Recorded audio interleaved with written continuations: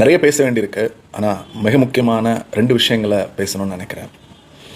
முதல் விஷயம், நேத்திக்கு நம்மளோட ஸ்லீப்பிங் சிஎம் முழிச்சுக்கிட்டு நெம்மேலிக்கு போயிருக்கார். அங்கே போனார். 2 கூலிங் கிளாஸ், அது அவரோட விருப்பம், சந்தோஷமாக போய்கிட்டோம். அதை கடந்து அவர் நேத்திக்கு ஒரு பிளான்ட்டை போய் பார்த்துட்டு, அதாவது கடல் நீரை குடிநீராக்கும் அந்த திட்டத்தை பார்த்துட்டு கடைசியாக ஒரு கிளாஸ் தண்ணி எடுத்து அவர் குடித்த காட்சியை நாம் பார்த்தோம். அந்த தண்ணி குடித்தார்ல, அந்த தண்ணி குடித்தது ரொம்ப மகிழ்ச்சியான செய்தி. என்ன சொல்ல வரேன்னா, சட்டமன்றத்தில் அவர் ஒரு கேள்வி கேட்டார். சார், உங்கள் அப்பாவையே காணோமே அப்படின்னு கேட்டார். நீங்கள் குடிச்சிங்க இல்லையா தண்ணி, அந்த தண்ணியில் நீங்கள் கேட்ட அப்பா இருக்கார். அந்த அப்பாவுக்கு அப்பா தான் இந்த திட்டத்தை தமிழ்நாட்டுக்கு முதல்ல கொண்டு வந்தார். நீங்கள் ஏதோ நினைக்கிறீங்க திராவிட முன்னேற்றக் கழகம் என்பது ஆட்சிக்காகவும் அதிகாரத்திற்காகவும் நாற்காலிகளுக்காகவுமா வாழ்ந்துச்சு அப்படின்னு. இல்லை, இந்த நாட்டை உயர்த்துறதுல, இந்த மக்களினுடைய தேவைகளை புரிஞ்சுக்கிறதுல திராவிட முன்னேற்றக் கழகம் ஒரு மிகப்பெரிய பங்காற்றி இருக்கு. அந்த அடிப்படையில் உங்களுக்கு ஒரு செய்தி சொல்கிறேன். இந்தியாவில் 1970களில் குடிநீர் பஞ்சம் வந்தபோது தமிழ்நாட்டில் முதல் முறையாக குடிநீர் மேம்பாட்டு வாரியம் என்ற ஒன்றை உருவாக்கி ஒவ்வொரு கிராமங்களுக்கு குடிநீருக்கான மேல்நிலை தொட்டிகளை அமைச்சு, இவன் தண்ணியை தொட்டா இவன் தீட்டுன்னா, அவன் தண்ணியை தொட்டா அவன் தீட்டுன்னா, எவன் வீட்டுக்கும் தீட்டு வேணாண்டா, உன் தெருவுக்கே நான் தண்ணி கொடுக்குறேன்னு முத மேல்நிலை தொட்டிகளை கொண்டு வந்தது முத்தமிழறிஞர் கலைஞர், திராவிட முன்னேற்றக் கழகம். சரி, அதெல்லாம் உங்களுக்கு சொல்லி புரிய வைக்க முடியாது. ஆனால் நேற்று நீங்கள் போனீங்கல்ல, அதனுடைய செயல்பாடு எங்கே ஆரம்பிக்குது அப்படின்னா, 1990களில் மிகப்பெரிய தண்ணீர் பிரச்சனை வருது.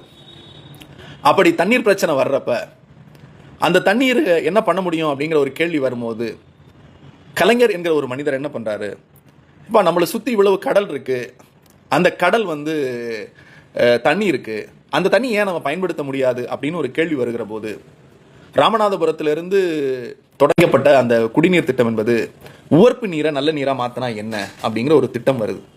அந்த திட்டத்தை முதல்ல தொடங்கினது முத்தமிழறிஞர் கலைஞர், திராவிட முன்னேற்றக் கழகம், நீங்கள் கேட்ட அப்பாவோட அப்பா. சரி, ரைட்டு. 90களில் தொடங்கப்பட்ட அந்த திட்டம் ஓரளவுக்கு குடிநீரை சரி பண்ணுச்சு. அதுக்கப்புறம் என்ன பண்ணலாம் அப்படின்றப்ப, வழக்கம் போல் தமிழ்நாட்டு மக்கள் திமுக எது நல்லது பண்ணாலும் அடுத்த ஆட்சிக்கு வரவிட மாட்டாங்கல்ல, அப்படி கலைஞரும் ஆட்சிக்கு வரல. அடுத்து வந்த ஆட்சிகளும் தொடர்ச்சியாக எந்த திட்டம் கொண்டு வந்தாலும் அந்த திட்டத்தை முடக்கி போட்டாங்க. அப்படி முடக்கி போட்டதுக்கப்புறம் மீண்டும் திராவிட முன்னேற்றக் கழகத்தினுடைய ஆட்சி வருது.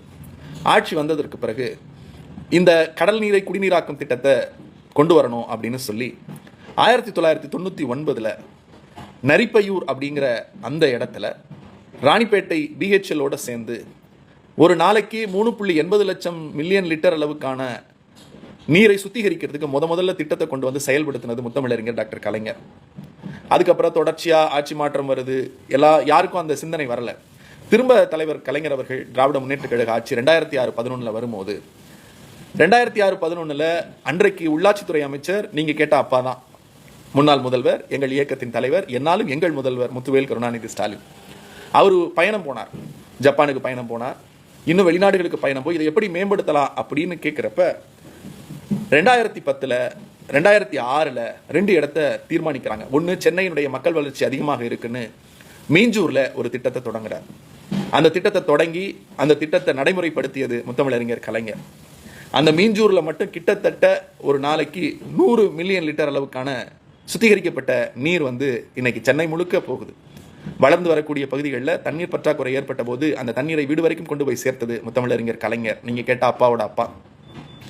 2006-11 திரும்ப நம்முடைய நெம்மேலியில் அழகு 1 அதை தொடங்கினதும் முத்தமிழறிஞர் டாக்டர் கலைஞர் அவருடைய ஆட்சி தான். அதை செயல்படுத்தினதும் முத்தமிழறிஞர் கலைஞர் ஆட்சி தான்.